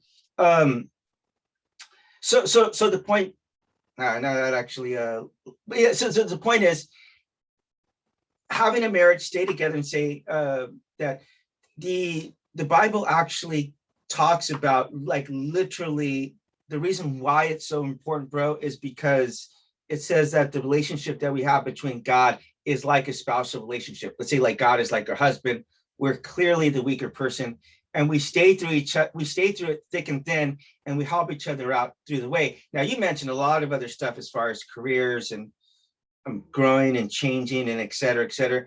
And that's right. That's the reality of what it means to be human. If I pity all my friends who got married like when they're 18 years old and 20 years old and didn't have a chance to really explore who they were, But I do believe that I will just say, like, both spouses having to beat around together 100% of the time is like a nightmare scenario. So if you're able to have like some weekends apart, or I've actually even read that like having a vacations apart where you have a time where you can just rejuvenate and come back together. Have you ever heard of living apart together?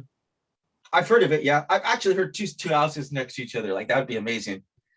Yeah, I mean, if you can afford that, that's a way. Sometimes a little time apart is not a bad thing. You know, hotel, or you have, if you can afford like an extra place, but that's like the privilege of somebody who has the money to do that. Right. Not everybody has. Sure. That. So it's not a fair expectation for most people. A marriage is indeed a partnership and whatnot. But when you brought up, well, your men are bigger, they're stronger. Sure, that's not really something I'm going to dispute. It's objective fact. You get more muscle, easier and whatnot. Not me, but yeah, other guys. But why on earth, in context of a day-to-day marriage, is the ability to physically dominate and impose your will on the other person an important factor?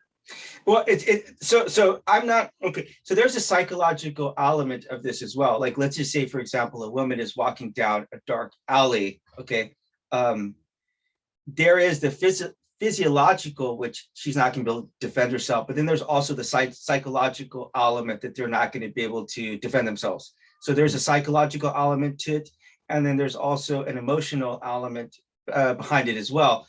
And this just gets down to evolution. Do not blame the Bible or whatever.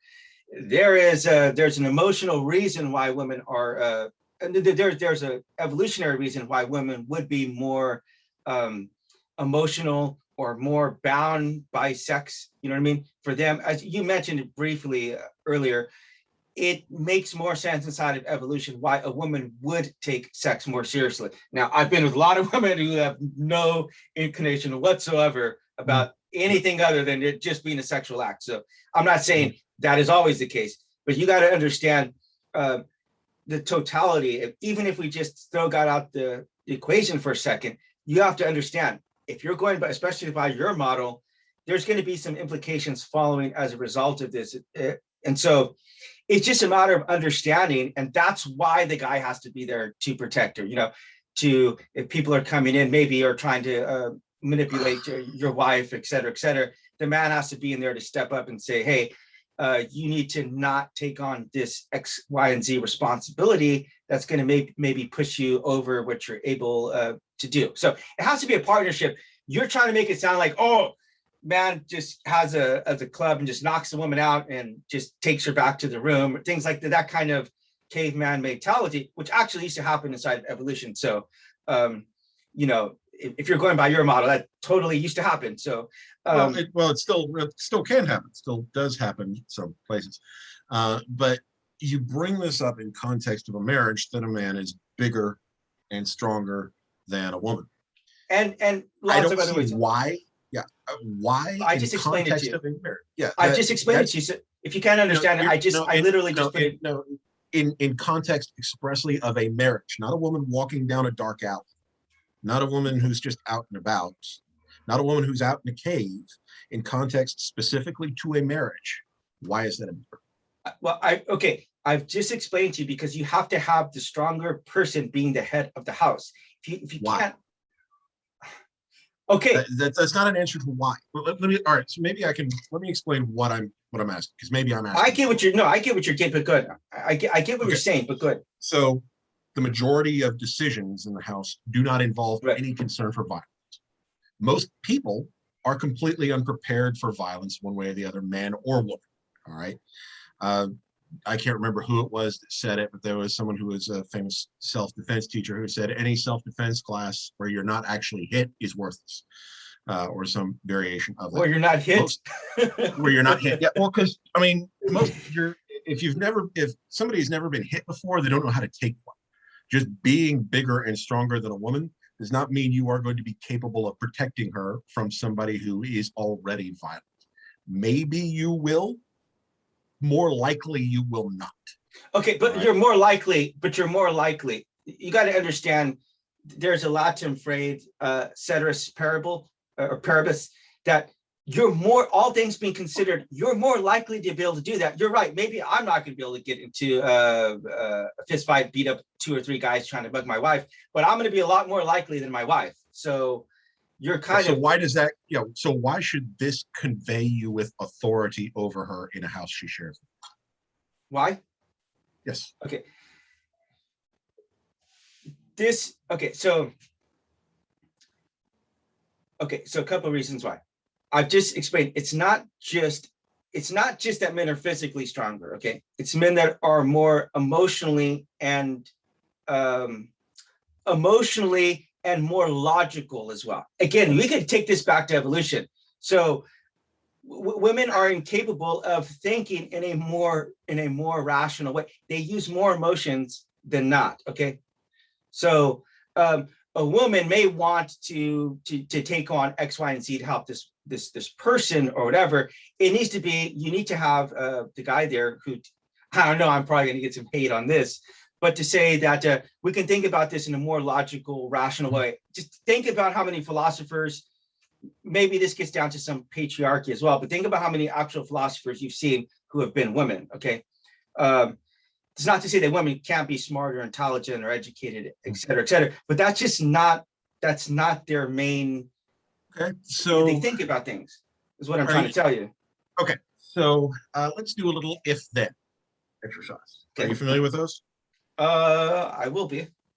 Okay, so the idea of an if-then exercise, if X is so, then Y follows. All right. Okay. So if men are less prone to emotion and more rational and logical, then it should follow that we are the more stable, mentally speaking. Would you agree with that statement? Stable?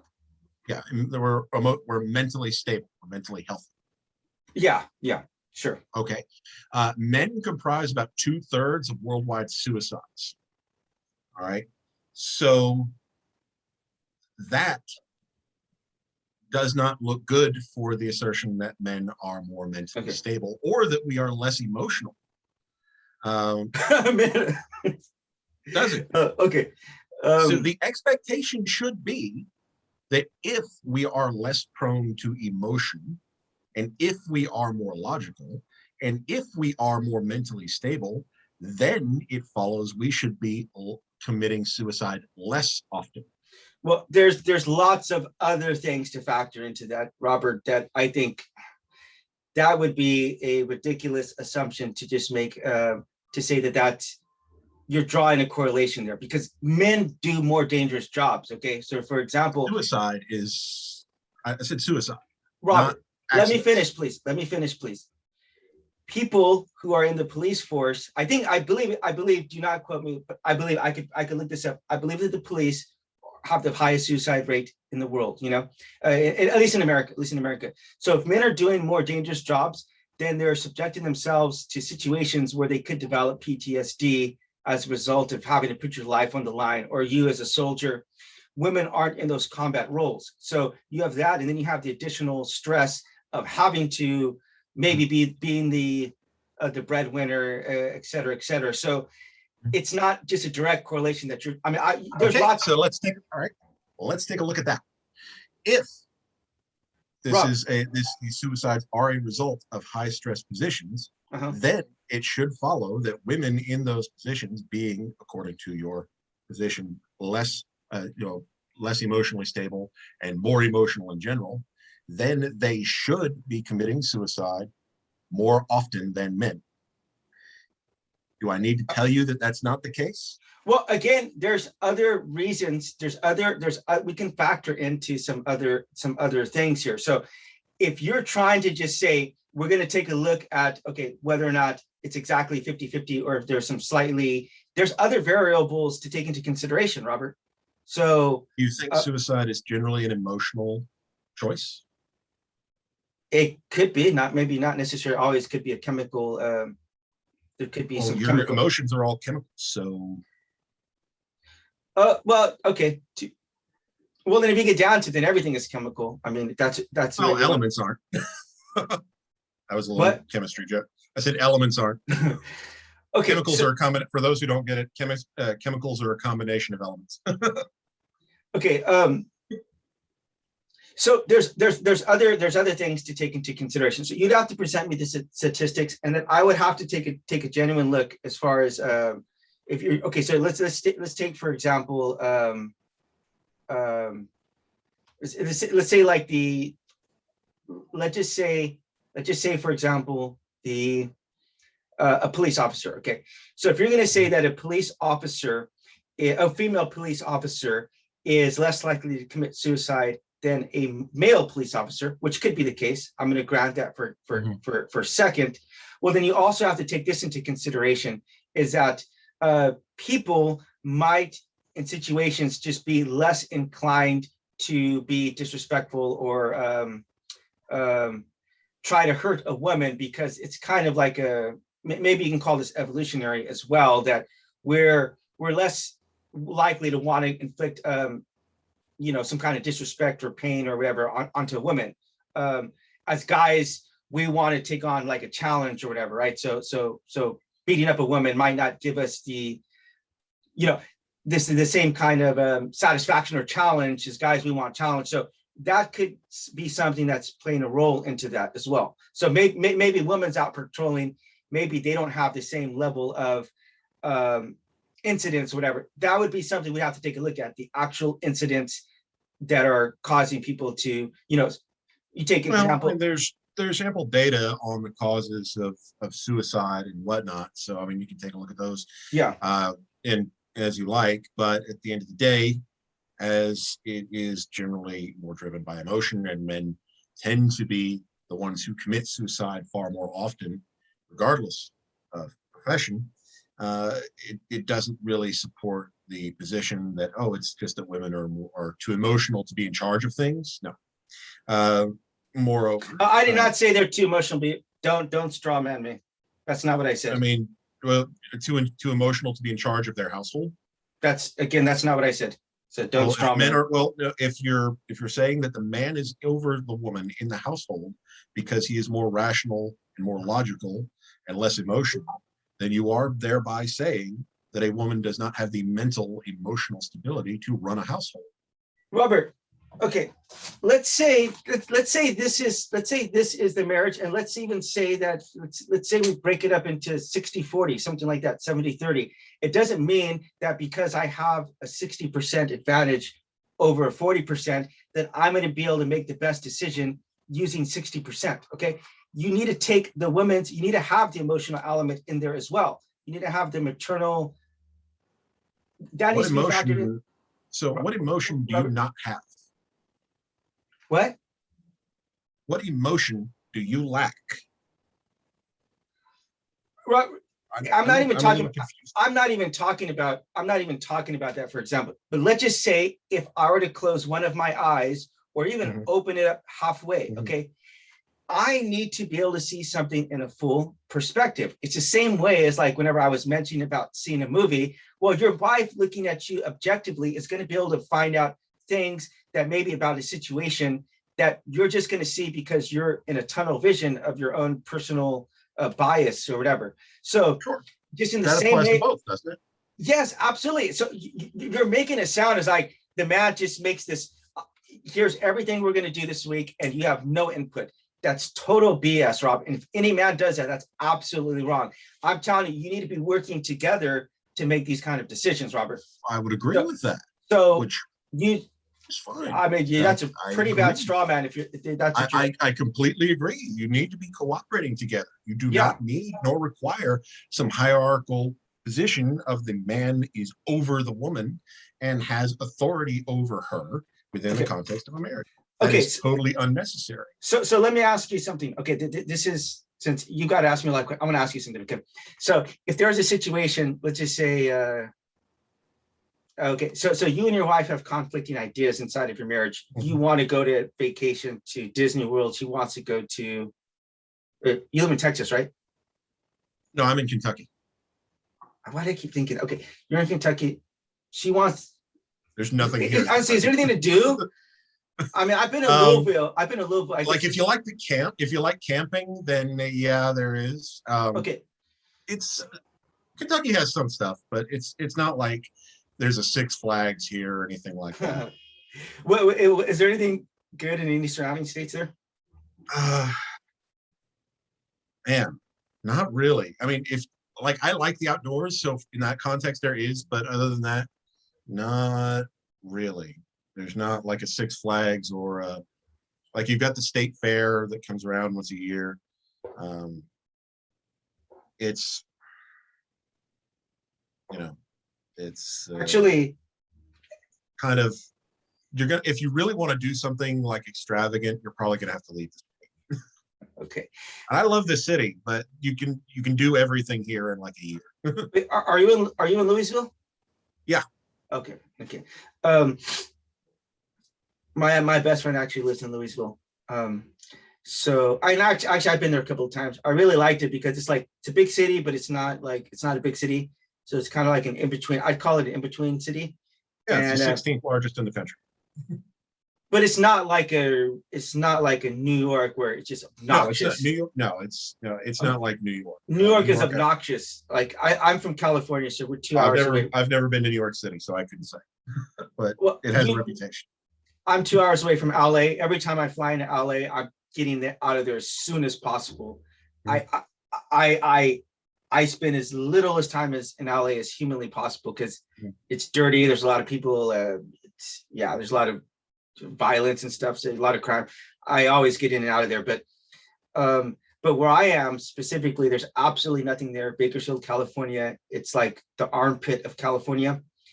And seriously, it has a bad reputation. It's like the meth capital of America as it is. So, but the thing is, we're 4 hours away from LA. We're 4 hours away from San Francisco, 2 hours away from the beach, 2 hours away from LA, 4 hours away from. Oh, at least you got options. It's literally like as horrible as it is. If you were stationed up in, let's say, for example, San Francisco, you'd be quite a big ways from everywhere else. But it's like we're in a perfect situation to go to a lot of different things. So, but okay. That's the point. Sorry, that's quite a rabbit trail there. But okay. So the point is that so you have conflicting ideas where your wife just wants to do this one thing and you want to do this other thing. What do you find a compromise, or do you? Yeah, we find a compromise. Like we've had it's actually coming up on our anniversaries. We got married on October 8th of 2001. And so we're coming up on our 21st anniversary year. Congratulations. Yeah, and we've had our disputes and we compromise. Sometimes I get exactly what I want. Sometimes she gets exactly what she wants. And sometimes neither of us gets exactly what we want, but we compromise to find the best possible solution. Sometimes she'll just be like, you make a decision, I don't care. And I do, and it works out. If she cared, she could have had input, she could have suggested something else, or she could have just refused. I don't feel the need to drag her through things that she doesn't want to do. And how would a marriage be better if I could just get my way and it was up to me, and if I didn't like her opinion, I could override her? Why would that be a happy existence for her? Well, that would be a straw man literally made out of other straw mans, right there, again, bro. If you have man in charge making the decisions, that's one of those things that would inevitably happen. Again, there's straw mans, and then there's a straw man that's made out of straw man, and that is a straw man that's made out of straw man. I've put. Okay, so Robert, let's just throw marriage out the equation just for 1 second, and you say this, you have to love your neighbor as yourself. So you would not want to be dominated by someone else, Robert. So you don't do that to other people. You want your opinions, your likes, your dislikes, everything taken into consideration, Robert. So to say, oh, you're just going to come in and dictate everything, it's not accurate. It's not, and honestly, it's honestly dishonest to try to straw man to that extent. That's not a straw man. That's been American culture until the feminist movement. Stop pretending the last hundreds of thousands of years have not taken place. Robert, okay, and a lot of Christians have not lived up to when Jesus said, you could take the Bible and just go out and burn it, okay? And to say, the only thing I need to live with is loving people and treating them as I would another me. This comes back to the very beginning when I said, if I disembodied you and I put you into another person, okay, now let's just say you can take a look at at the other person objectively and say, this person has more money than I do, okay? This person over here, now I may think of this situation right now in a certain way. Let's say I'm thinking in like a poverty mindset, but that person over there, because of the fact that they're no longer have to worry about survival, just minute to minute, second for second, they can now start thinking more long-term about some things, okay? For sure, that's Maslow's hierarchy of needs. Okay, so if you recognize this, that's all I'm talking about, is just recognizing that this is not exactly level footing between a man and a woman. And that's not to diminish the value in one iota, 1% of the woman. You have to take their needs into consideration. You have to love them. The Bible tells you, if you don't, God's not going to listen to a goddamn thing you have to say. That's what the Bible says. You say that, but why are you trying to ignore the last 2,000 years of Christian culture as if this man is in charge, he gets the final say, has not taken place? Like, that's not been the dominant position until the 20th century. So has it been the position in general that Christians follow what actually Jesus had to say? Do you get that in general of how Christians behave, or is it more like a cultural, maybe also additionally some kind of pressure to behave in some kind of certain way? Okay, and we talked about this as well, whether or not it's a societal. Like, you're saying whether like there's cultural conflict with religion. Is that what you're asking? No, I'm talking about whether or not there's societal pressure or.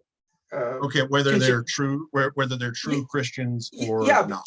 Because we did get into this. So we did get into this, and this actually just gets back down to whether or not you're going to evaluate things. And if a preacher's telling you this, you got to pick up the book and read it for yourself and understand you are not permitted to do this. You don't. Do you think preachers didn't read the book? Yeah, but people have their own agenda to do what they want to do. If you tell a guy that's going to be something a guy's going to want to hear. Okay, I will tell you this: it would be more convenient for me, obviously, if I could do that with my wife. That's not something I do. Most of the time, she doesn't listen to me anyway, so it doesn't really matter. Well, I hope she does listen to you some. I mean, it's a partnership, right? You should be listening to each other. Well, it's like, okay, you give me this X, Y, and Z, and I'll do this X, Y, and Z. No need to go into details about that one. But okay. I do want to end off in this point because we did talk about a lot of things, but I'm going to give you. I do have to go to work in the morning. So yeah, I'm going to give you a chance to give a last word in here, but I will say this. So I was not a believer. I divorced my wife. She divorced me after a year. I went back to America, found Jesus Christ, came back to South Korea. She got pregnant the night I got back to South Korea. Okay. So hadn't been married to this woman for 5 years, hadn't seen her for 3 years. Now, there were days, I would have said before, I was like a D husband. When I got back, okay, I was quite a bit better, but still not very good objectively, a lot better than I was before. Like before, I never beat my wife. I never she always had enough. But I just wasn't emotionally available. And a lot of infidelity there as well, but we won't go there. But point being is that when I got back, there were literal days, Robert, where I was in so much physical pain, especially after finding out I was going to be a father. I was in physical pain because I felt so unprepared to be a father. And the last thing in the world I wanted my daughter to see was the lack of a character and the lack of me treating her mom with love and respect. Okay. So I was literally praying to God to help me, because I'm like, I feel completely helpless. And some days I don't even want to go home. Well, on my way home one day, I was praying, crying, literally. I'd be crying on my way home. And literally I had the word come in my mind, Yangbo, which is Korean. And I looked it up, and that word actually says compromise. So the Korean word came into my mind. And so I took that into consideration, like, okay, you know what? I'm going to watch some chick flicks now, because I've been forcing my wife to watch some action or whatever. So I'm like, okay, I'm gonna watch some chick flicks. You can choose the pizza this week. You can have the last slice, in fact. And when you take that into your marriage, that understand, look, I need to treat this person the same exact way. If I had to watch chick flicks every day, every time we watch a movie, I would commit suicide. Talk about committing suicide. I would commit suicide.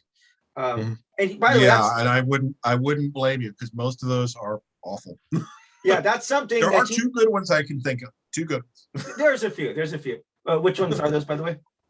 The one was While You Were Sleeping, which was Sandra Bullock movie.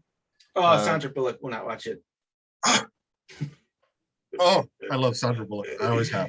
She's Pretty, got but that whole cute tomboyish. Yeah, I've loved her since I was a kid. I had a crush on her when I was a kid. with that much money, though, I have no idea why she hasn't gotten her nose fixed with that much freaking money. But okay, I digress. I think it's part of it. It helps her stand out in films. But actually, you know, Owen Wilson will not. He broke his nose. He will not correct his nose as well. Yeah, because it's part of his like character. Same thing. Steve Buscemi has like the worst teeth. Oh yeah, in Hollywood, and he will not change it for that exact reason. It's part of his look. Yeah, exactly. Yeah, if you fix it, that actually happened to an actress. She got a nose job, and then nobody would recognize her, so she stopped getting work. It destroyed her career. God! Yeah. What was the other one? The other one was a truly awful film called How to Lose a Guy in 10 Days with Matthew McConaughey, which the characters were awful people.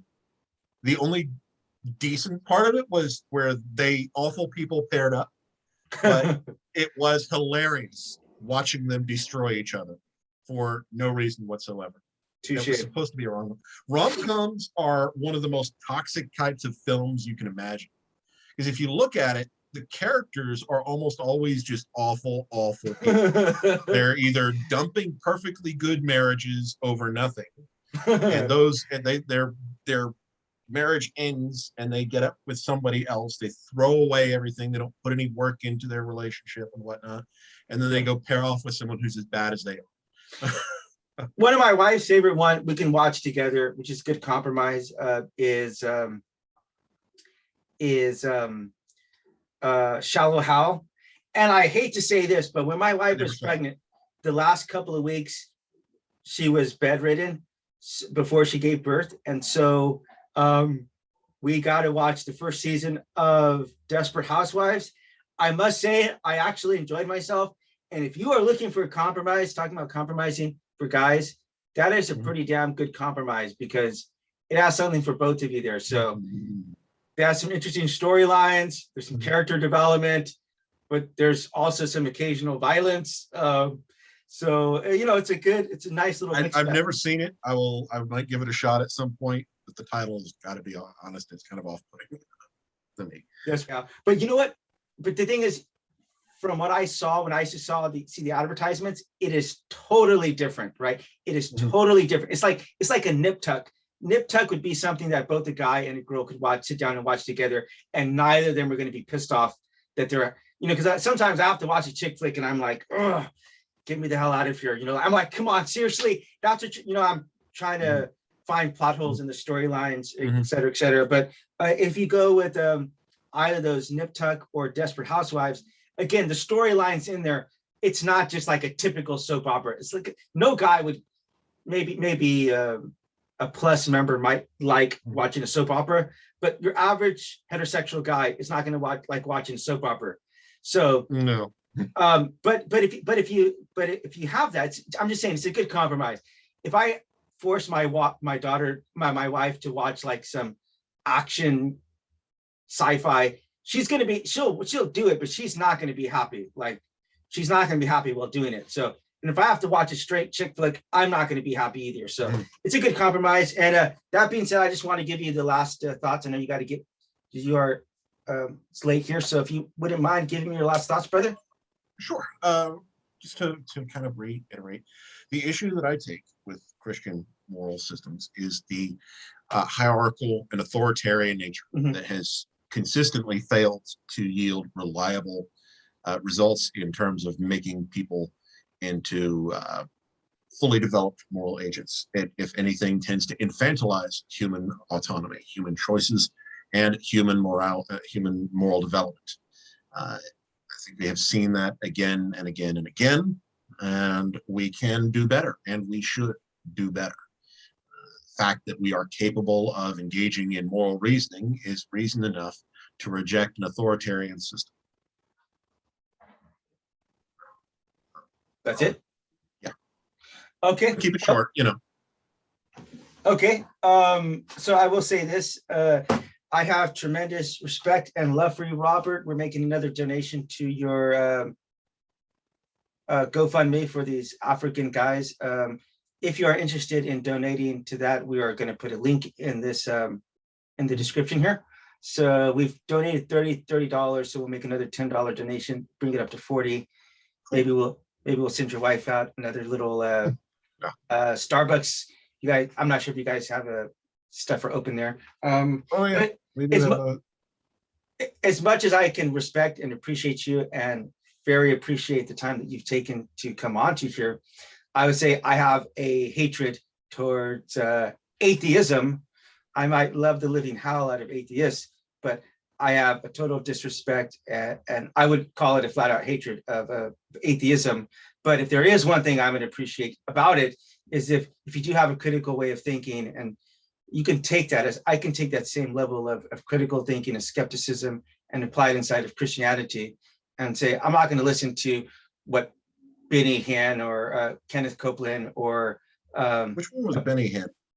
I know I've heard that the guy who's knocking people out all the time. Oh, yeah, I remember him. But this a certain degree of skepticism inside of Christianity, I think, is very, very well. You should be able to take the Bible and read it and to apply some critical thinking skills to it as well. I don't read it and shut off my logical, rational mind. I mean, I use it. I think it's a good compliment.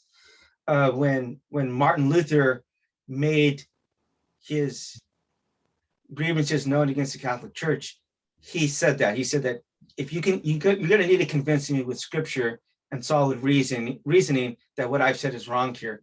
And he did that back then. He made it the Protestant Reformation. Reformation. Yeah, this is living in Asia for 10 years, man. It's diminishing my vocabulary. Close enough. Good enough for government work. So the point being is that that created a whole other sect, because there are people you're actually 100% right in that sense. People can do some very abusive and very horrific things. And whenever you, as a good person, whenever you stay silent, whenever you go along, you send a message to those people at the top that we can continue doing this, and there's not going to be accountability. And so I actually agree with you 100%. I have tremendous respect for you. Again, I'm never going to apologize for hating atheism, because I do hate atheism. I do think it robs people of objective value and objective purpose and meaning. And but I can separate that with no. That's problem. A whole other discussion. We should do that again. We should do that sometime.